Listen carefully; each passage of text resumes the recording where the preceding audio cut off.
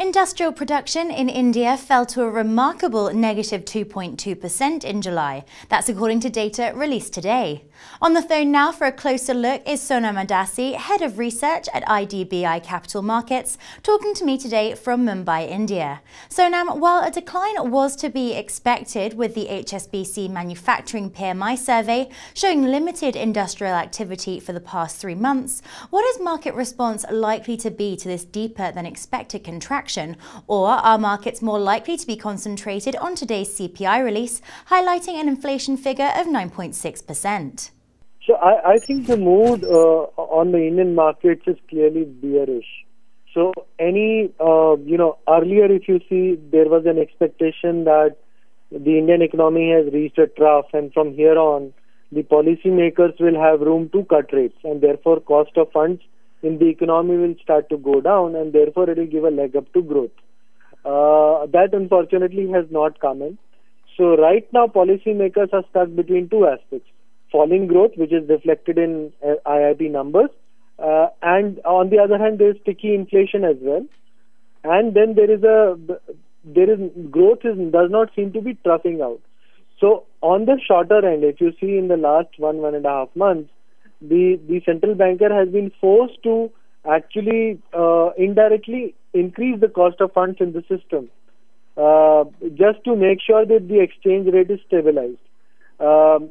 So our own expectation is that the market will be seeing the CPI data more, while they understand that when growth is falling off, the central banker can start looking at making the cost of funds lower so as to give a stimulus to the economy. I don't think they have that kind of bandwidth as yet. So I think the market will take it negatively and focus really on the inflation data. Indian stocks were reported today as having gained the most in a month. What are the drivers behind this push, and do you see this trend as being sustainable, particularly following today's data? See, we think this is sort of a rally as a trend really. There are no visible triggers for the Indian equity markets. I realize that most emerging markets have done well in the recent past, in the last 7 or 8 days, including Brazil and Russia and things like that. I find it difficult for the Indian markets to move up simply because, one, the earnings season has not come as one would have expected it to. The banking system is, aflush with stress assets. The growth on credit growth is not picking up. There is sort of a flux on, you are stuck between high inflation and a lower growth. And I think that RBI is clearly veering towards focusing on inflation and keeping sure that the cost of funds remains high in the system. So in that light, we in the next fortnight or so, we don't think it will last for some time. We're seeing a lot of Indian expansion into regions such as South Africa as it competes with giants such as China for business and resources.